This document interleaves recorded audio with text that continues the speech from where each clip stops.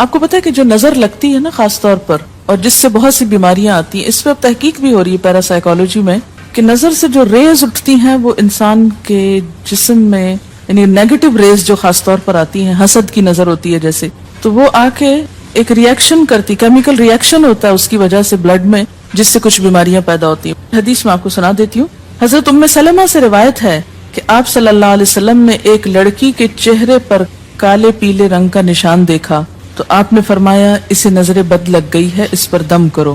حضرت جابر کہتے ہیں کہ آپ صلی اللہ علیہ وسلم نے آل حزم کو سانپ کے ڈسنے کی وجہ سے دم کرنے کی رخصت دی، اور آپ نے اسما بنت امیس سے پوچھا کیا وجہ ہے کہ میرے بھتیجے کمزور ہیں، کیا فقر و فاقہ کا شکار ہیں، یعنی کھانے پینے کے باوجود یہ کیوں کمزور ہیں، کیا ان کو کچھ کھانے کو نہیں ملتا؟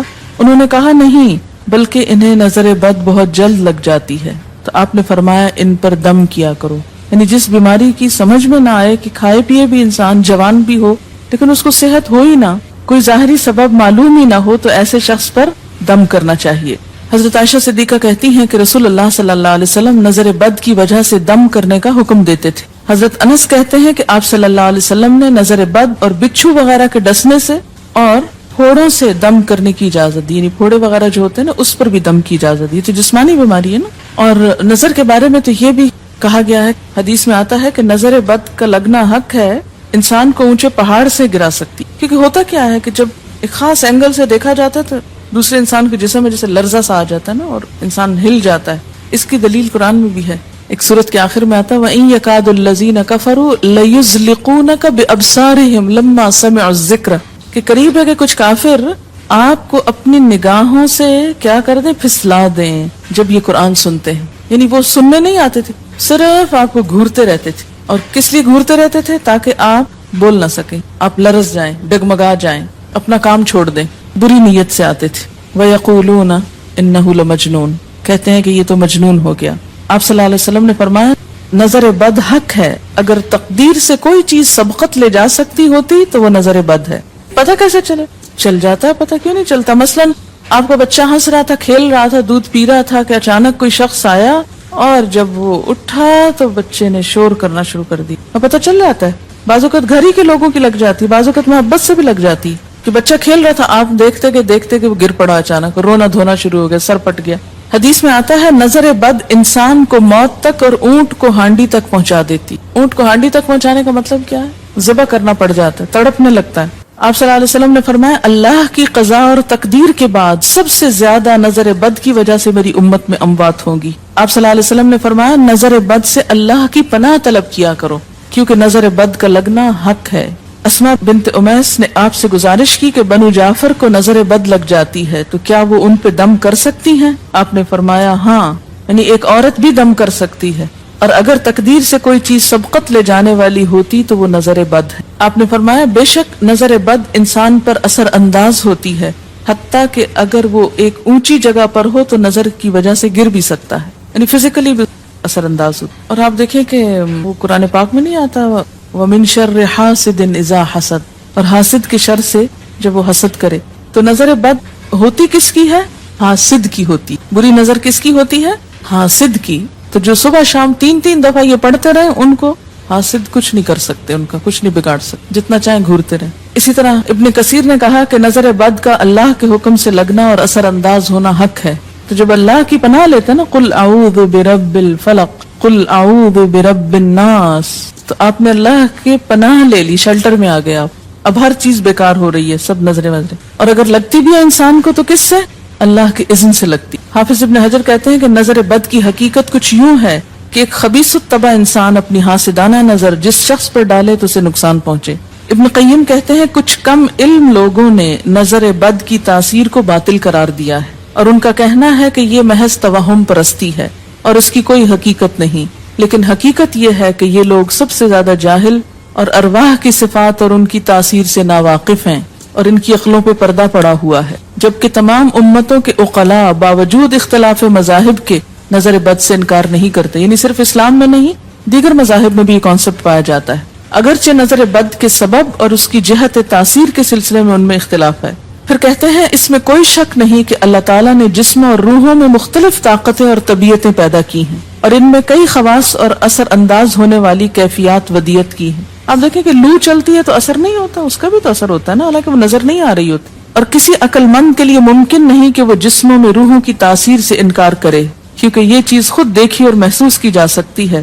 اور آپ دیکھ سکتے ہیں کہ ایک شخص کا چہرہ اس وقت انتہائی سرخ ہو جاتا ہے جب اس کی طرف وہ انسان دیکھتا ہے جس کا وہ احترام کرتا ہے، اور اس سے شرماتا ہو، اور اس وقت پیلا پڑ جاتا ہے جب اس کی طرف ایک ایسا آدمی دیکھتا ہے جس سے وہ ڈرتا ہو. یعنی جس سے آپ ڈرتے ہیں وہ آپ کو دیکھے تو آپ کا رنگ پیلا ہو جاتا ہے. فرمایا یہ سب کچھ روحوں کی تاثیر کی وجہ سے ہوتا ہے، اور چونکہ اس کا تعلق نظر سے ہوتا ہے اور اس لیے نظر بد کی نسبت آنکھ کی نظر کی طرف کی جاتی ہے، حالانکہ آنکھ کی نظر کچھ نہیں کرتی، یہ تو روح کی تاثیر. یعنی نظر یہ نظر نہیں ہے صرف، بلکہ اندر سے روح یا احساسات ہیں جو ٹرانسفر ہوتے ہیں.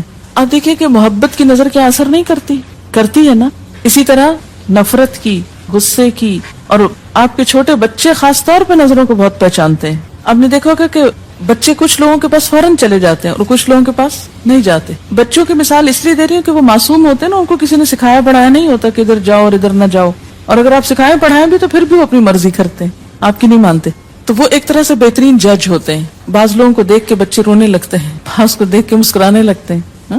یہ ایسا کیوں ہوتا ہے؟ اچھا، اسی طرح اگر کوئی شخص کانسٹنٹلی آپ کو دیکھ رہا تو آپ کانشیس ہو جاتے ہیں، آپ ٹھہر نہیں سکتے.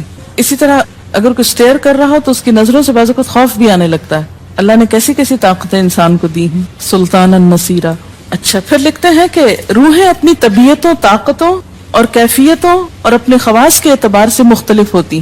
سو حسد کرنے والے انسان کی روح واضح طور پر اس شخص کو اذیت پہنچاتی ہے جس سے حسد کیا جاتا ہے. ویسے بھی تو آپ دیکھیں نا، وہ رویے ایک دم آپ پہچان لیتے ہیں. یہی وجہ ہے کہ اللہ تعالیٰ نے حاسد کے شر سے پناہ طلب کرنے کا حکم دیا ہے.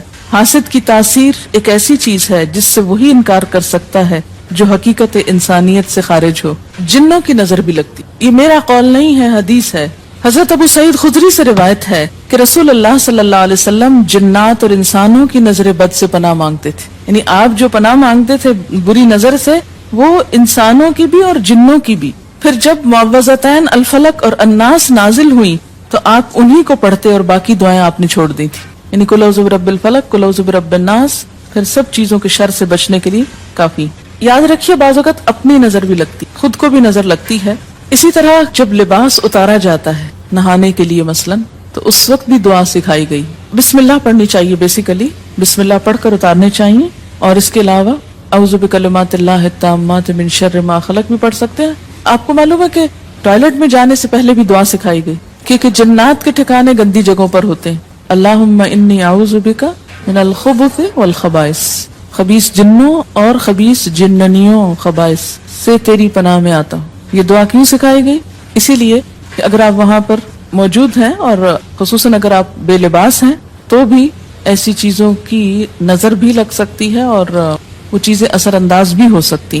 اسی لیے بلا ضرورت تنہائی میں بھی بے لباس ہونے سے منع کیا گیا ہے. بعض لوگوں کی عادت ہوتی ہے نا کہ وہ نہانے بیٹھتے ہیں تو وہی کپڑے دھونے شروع کر دیتے ہیں، اور نہیں، بس فوراً اپنے آپ کو ڈھانکنے کی کوشش کریں. بلا ضرورت زیادہ دیر بے لباس نہ رہیں. ایک حدیث میں آتا ہے، ابو امامہ کہتے ہیں کہ میرے باپ سہل بن حنیف نے غسل کا ارادہ کیا اور جب قمیص اتاری تو عامر بن ربیعہ ان کی طرف دیکھ رہے تھے. ان کا رنگ انتہائی سفید تھا اور جلد بہت خوبصورت تھی. عامر نے دیکھتے ہی کہا، میں نے آج تک اتنی خوبصورت جلد کسی کنواری لڑکی کی بھی نہیں دیکھی. ان کا یہ کہنا تھا کہ سہل کو شدید بخار شروع ہو گیا. چنانچہ نبی صلی اللہ علیہ وسلم کو یہ قصہ بتایا گیا اور آپ سے یہ بھی کہا گیا کہ سہل کی حالت یہ ہے کہ وہ سر بھی نہیں اٹھا سکتا. آپ نے پوچھا کیا تمہیں کسی پہ شک ہے؟ انہوں نے کہا جی ہاں، عامر بن ربیعہ پہ ہو سکتا ہے. آپ نے انہیں بلوایا اور ناراضگی کا اظہار کرتے ہوئے فرمایا، تم میں سے کوئی ایک کیوں اپنے بھائی کو قتل کرتا ہے؟ کیا تم بارک اللہ نہیں کہہ سکتے تھے؟ اس لیے اب غسل کرو اور اس غسل کا پانی کس پہ ڈالا جائے؟ جس کو نظر لگی. عامر نے اپنا چہرہ، ہاتھ، کوہنیاں، ٹخنے، پاؤں اور اپنی چادر کے اندرونی حصے دھوئے. پھر اسی پانی کو آپ نے سہل کے اوپر پیچھے سے بہا دیا، نہیں کہ اس کے منہ پہ ڈالنا، پیچھے سے بہا دیا اور سہل فوراً ٹھیک ہو گئے. اس کا طریقہ بتایا گیا اس غسل کا. ابن شہاب زہری کا کہنا کہ ہمارے زمانے کے علماء نے غسل کی یہ کیفیت بیان کی ہے، جس آدمی کی نظر لگی ہو اس کے سامنے ایک برتن رکھ دیا جائے جس میں وہ سب سے پہلے کلی کرے اور پانی اسی برتن میں گرائے، پھر اپنا چہرہ دھوئے، پھر اسی پانی کے ذریعے اپنے ہتھیلیاں، دائیں ہاتھ اور ہتھیلی پہ پانی بہائے، پھر بائیں پر اور پھر دائیں کوہنی پر، پھر بائیں کوہنی پر، پھر بائیں ہاتھ سے اپنا دایاں پاؤں دھوئے، پھر دائیں ہاتھ سے بایاں پاؤں دھوئے، اور پھر اسی طرح گھٹنوں پہ پانی بہائے، اور پھر یاد رہے کہ سارا پانی برتن کے اندر جائے، اور اس کے بعد جس شخص کو نظر لگی ہو اس کے سر کی پچھلی جانب سے وہ پانی ایک ہی بار بہا دیا جائے۔ حضرت عائشہ کہتی ہیں کہ جس شخص کو بری نظر لگتی اس کو اسی طرح غسل کروایا جاتا ہے۔ اب بعض اوقات یہ نہیں پتا چلتا کس کی لگی، ایسی صورت میں پھر طریقہ کیا ہے علاج کا؟ مریض کے سر پہ ہاتھ رکھ کر یہ دعا پڑھی جائے، بسم اللہ ارقیک من کل داء یؤذیک من کل نفس او عین حاسد اللہ یشفیک بسم اللہ ارقیک۔